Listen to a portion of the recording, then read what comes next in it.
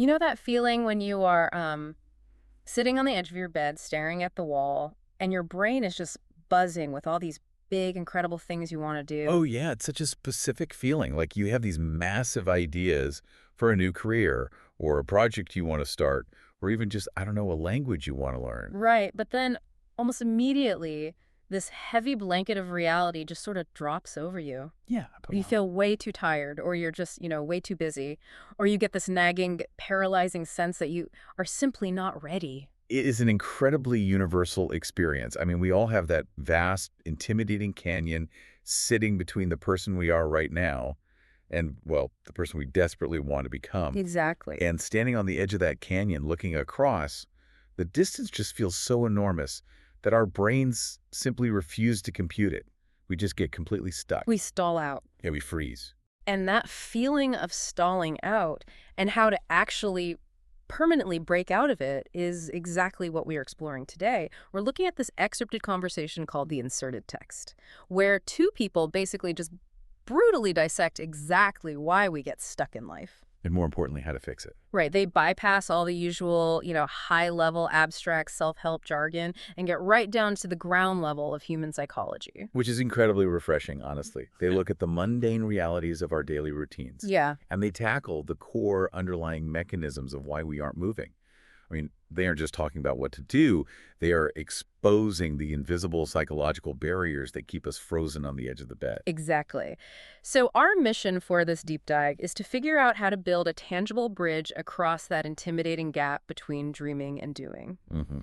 We are going to look at why the conventional wisdom about waiting for motivation is completely backwards and how to entirely rewire the way you approach your goals. So, okay, let's unpack this. Let's do it.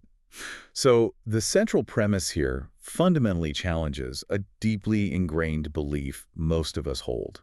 Like the idea that we need to feel motivated before we can act. Right, the whole I'll do it when I feel like it trap. Exactly. Mhm. We treat motivation like it is a weather system.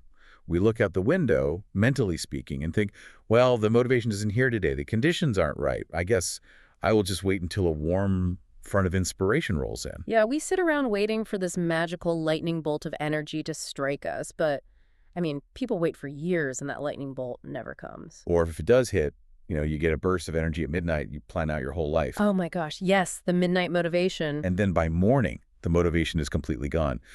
The realization driving this entire dialogue is that we do not need motivation first. We need action first. Okay, but I have to push back on the mechanics of that. Go for it. Let's say you are sitting there, you have zero energy, you are mentally exhausted from your day, and you feel totally unready to tackle your big dream. How are you supposed to just, forcefully generate action? Well, Because we treat motivation like fuel, right? If my car has no gas in the tank, telling me to just drive isn't going to make the engine turn over. so your car metaphor is exactly why this concept trips so many people up. Really? Yeah, we assume motivation is a battery that needs to be fully charged before we can move. But human psychology, specifically when it comes to behavior and energy, it doesn't function like a car battery. It functions like a hand crank flashlight. Wait, a hand crank flashlight? Yeah, think about it. A hand cranked flashlight has no stored energy. It sits there completely dead. Yep. The only way to get light is to physically engage the crank. The mechanical action itself is the dynamo that generates the electricity. Action is not the byproduct of energy. Action is the engine that creates the energy. Oh, wow. So sitting around waiting for the motivation to arrive is actually what's keeping the battery dead? It's worse than that, actually. How so? Waiting is a passive state, but passivity is not rest. Passivity is incredibly draining. Really? Oh, yeah. When you sit on the edge of your bed ruminating about the things you aren't doing, your brain is running complex simulations. It is calculating your failures, worrying about the future, experiencing anxiety. That sounds exhausting. It is. From a neurological standpoint, rumination acts like 10 background apps running on your phone. It silently drains whatever small amount of cognitive load and mental energy you actually had left. That completely flips the idea of resting on its head. So the anxiety of procrastinating actually burns more mental calories than simply doing the task. Precisely. But when you force an action, even an incredibly tiny, seemingly insignificant one, you snap the brain out of that draining simulation. You break the loop. Yes, you introduce momentum in the physical world. And here's where the neuroscience kicks in. That tiny physical momentum registers in the brain as a completed task. Which feels good. which releases a microdose of dopamine. Exactly. Yeah. And dopamine isn't just like the pleasure chemical, it's the molecule of motivation. Exactly. Dopamine drives seeking behavior. That chemical reward is what we physically experience as the feeling of motivation. Ah, I see. The action must precede the motivation because the action is what biologically commands the brain to synthesize the motivation. Okay, so if action is the dynamo that creates the energy, what does that actually look like in practice? Because if I'm exhausted, I can't just go run a marathon to generate dopamine. The physical cost is just way too high. Well, this is where we get into the concept of microactions, and it's brilliantly illustrated in the source text through a story about learning English. Right, the language learning anecdote. Yeah. One of the speakers had a massive dream of becoming fluent, but initially they fell into the trap of passive learning. Passive learning, like what do they do? They watched videos, they listened to podcasts of people speaking, but they never actually opened their mouth to practice speaking themselves. Oh, passive learning is such an insidious trap because it gives you the illusion of competence. It really does. It feels incredibly productive. You're consuming the content, your brain's mirror neurons are firing as you watch someone else do it, so your brain tricks you into feeling a sense of accomplishment. But you aren't actually doing anything. Right. Honestly, passive learning is like sitting on the couch, eating potato chips, watching someone else lift heavy weights on TV, and expecting your own muscles to get bigger. Huh. That is a mechanically perfect way to visualize it. I love that. Thanks. You are exposing yourself to the environment of the skill, but you are not creating any actual physical or neurological adaptation. You aren't building the neural pathways required to perform the skill yourself. So active learning, keeping with the gym analogy, is getting up off the couch and picking up a 1-pound weight. Yes. I mean, it's an almost embarrassingly small amount of weight, but you are actually engaging your own muscle. Real movement is happening. And real movement is the only thing that counts. When the person in the dialogue realized the passive approach was just an illusion, they made a radical shift to active practice. Okay, what do they do? But they didn't, commit to studying for 2 hours a day. They dedicated just 10 minutes a day. Just 10 minutes. That's it. And during those 10 minutes, they had a very strict protocol. Speak out loud, repeat specific sentences, and learn exactly 3 new words. See, 3 words a day sounds so trivial it almost feels pointless. I mean, why not 30 words? Well, what's fascinating here is how that microscopic goal bypasses the brain's alarm system. The alarm system. Yeah, the amygdala, the part of our brain that detects threats. It views large, difficult tasks as a threat to our energy reserves. If you set a goal to learn 30 words, the amygdala triggers resistance. You feel tired. Exactly. You procrastinate. Huh. But a goal of 3 words in 10 minutes, the barrier to entry is so low that it sneaks right past the amygdala's defenses. It requires 0 initial motivation to start. Because you literally cannot find an excuse not to do it. It's 10 minutes. Exactly. And by bypassing that resistance consistently, the speaker experienced a very specific timeline of psychological shifts. Wow. After just 2 weeks of this tiny habit, they noted they felt significantly more comfortable. After 1 month, the fear of speaking had drastically diminished. Wow. Because they were finally accumulating data that proved they could do it. Yes. That small, undeniable daily progress generated the dopamine, which generated the energy, which fueled the next day's 10-minute session. It just became a self-sustaining loop. It proves that momentum doesn't care about the size of the action. Yeah. It only cares that the action exists. Okay, I am entirely sold on this for daily habits. If I want to learn a language or pick up a hobby, micro actions are the clear path. Absolutely. But let's escalate the stakes a bit. Okay. How does this hand crank framework apply to the really big, terrifying life changes? Yeah.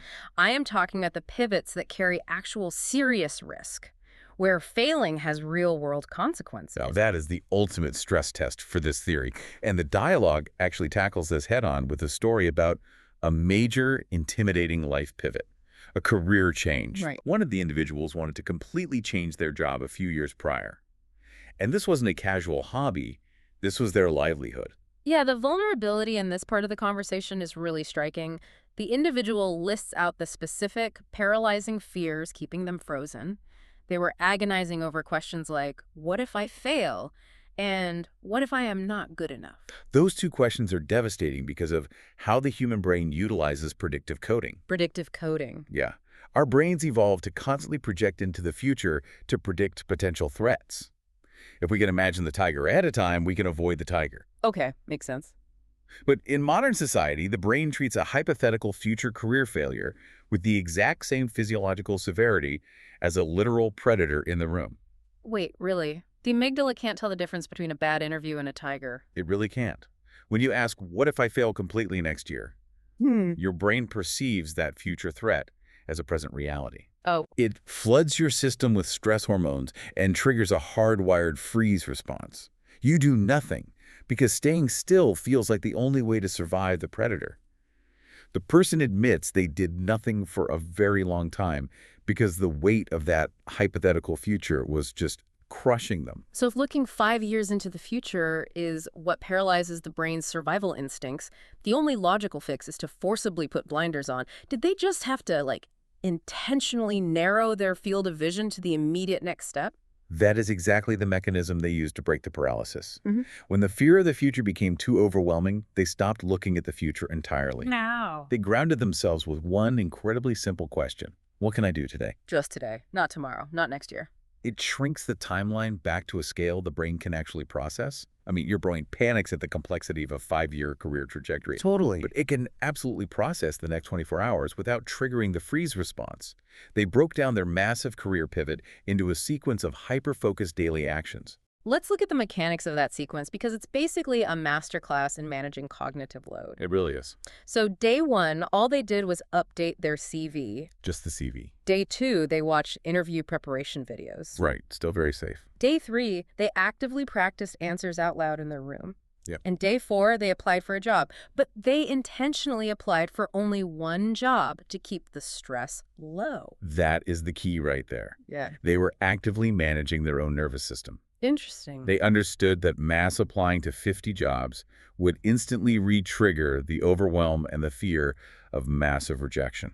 So they kept the perceived threat level at an absolute minimum by just sending one application. Okay, so they did all this careful, low-stress preparation. They kept the threat level managed. They put themselves out there.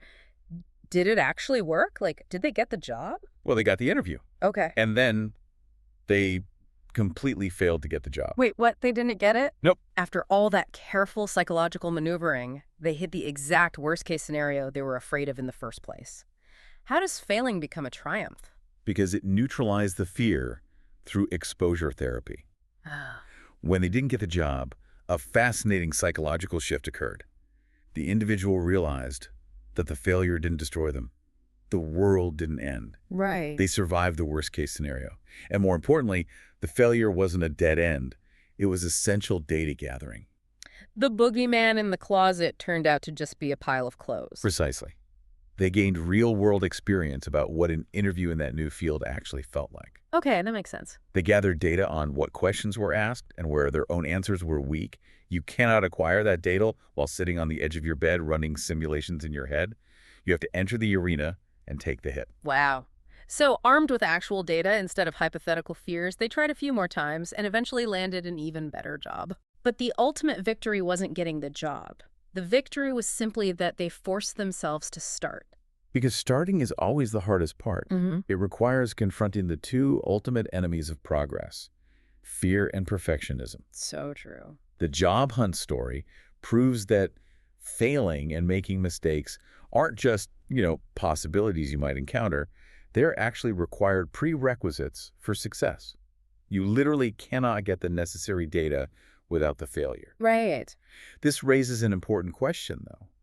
If we logically know that mistakes are the mechanism for gathering data, why do we still demand absolute perfection from ourselves before we even begin? Oh, because we use perfectionism as a shield. Mm-hmm. We construct these impossible ideal scenarios. We tell ourselves, I will launch my business when the economy stabilizes, or I will start writing my novel when I have a cabin in the woods and a whole month of free time. Yeah, perfectionism is rarely about having high standards. It is almost always a psychological safety mechanism. It's a vulnerability shield. Exactly.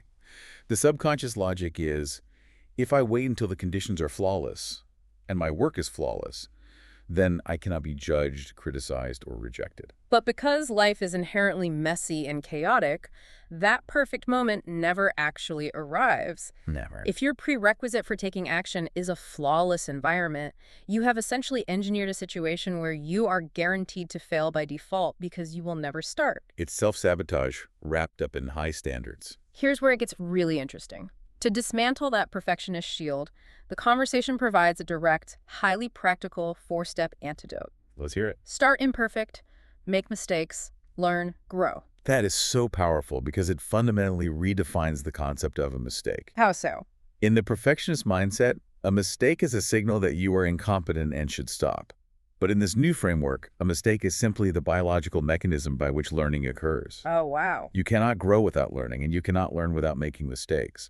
Therefore, deliberately choosing to start imperfectly isn't just okay, it is the only logical choice.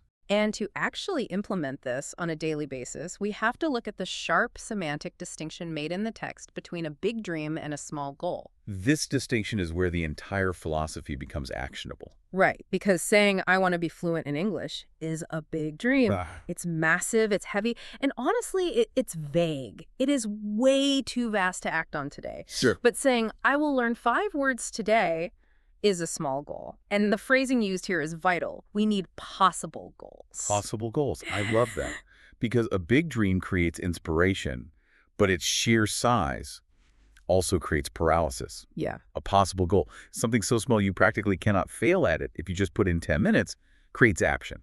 It guarantees that you step over the starting line. It's the difference between trying to leap across the canyon in one bound versus just stepping onto the first wooden plank of a bridge. Exactly. If we pull all of these threads together, we are left with a very clear, highly actionable framework for altering the course of our lives. It does not tell us to abandon our massive ambitions. Dreams are incredibly important because they provide our compass heading. But the operational framework is threefold: dream, plan, act. The dream is the destination on the map. Right. The goals and the plans are the blueprints. But action is the physical bridge. Yes. You can stand on the edge of the canyon with the most beautifully detailed blueprint in the world. You can have a vivid, high-definition dream of what the other side looks like. But until you physically pick up a hammer and nail that first imperfect plank down, you are never crossing the gap. Action connects the abstract simulation in your head to physical reality. So we want to bring this right back to you, listening to us right now. We want to pose the exact same questions that challenge the individuals in this dialogue. Ask yourself. What is your dream? Think about that massive, intimidating thing you desperately want to do. And more importantly, what are you actually doing for it today? Are you stuck in the simulation, agonizing over the future? Are you engaging in passive learning, watching someone else lift the weights while you just sit on the couch? The challenge is to look at that intimidating dream, put your blinders on to the next 5 years, and extract one single possible goal for the next 24 hours. Just one. What is one microscopic, imperfect step you can take today? Just today. Write that step down, because the physical act of writing it moves it from a thought into a tangible commitment. It really does. And crucially, when you take that 10-minute step today, whatever it is, you have to celebrate it. Oh, yes. You have to consciously acknowledge that small win. Do not wait until you reach the final destination 5 years from now to feel proud of yourself. If you studied today, if you applied for one job today, if you wrote one terrible paragraph today, that is a victory. Because you successfully overcame the amygdala's freeze response. You cranked the flashlight, you generated the momentum. I want to leave you with what might be the most powerful mantra from this entire exploration. It is a phrase you can deploy whenever that paralysis, that perfectionism, or that fear of the future starts to creep back in. Action is stronger than fear. Fear is ultimately just a feeling. It is a ghost. Yeah. It is a neurological anticipation of a future that hasn't happened yet, but action is a physical, undeniable reality that instantly alters the present moment. The ghost cannot survive the physical momentum. It really can't. But before we wrap up this deep dive, consider one final thought to mull over, building on everything we've just uncovered. Great. We've established that action is stronger than fear, right? And that you must deliberately force yourself to start imperfectly to gather the data required for success. Right, because you are constantly learning and adjusting your trajectory based on the reality of the mistakes you make. Exactly. So think about the implications of that constant adjustment. If starting imperfectly means your path is always shifting based on new real-world data, then maybe the ultimate goal isn't actually to reach your original perfect dream at all. Oh, wow. That completely recontextualizes the purpose of the dream. Doesn't it? Maybe that original massive dream, the one that paralyzed you in the first place, is actually just a decoy. A decoy? It exists solely to give you a directional heading, a reason to pick up the hammer and take that first tiny, imperfect step today. That makes so much sense. And maybe the true magic of taking that action isn't that it will deposit you exactly where you thought you wanted to go. Maybe the magic is that the physical momentum itself will fundamentally alter who you are, eventually leading you to a totally different, vastly more incredible destination. One that you couldn't have possibly imagined while you were just sitting on the edge of your bed, staring at the wall, waiting to feel ready.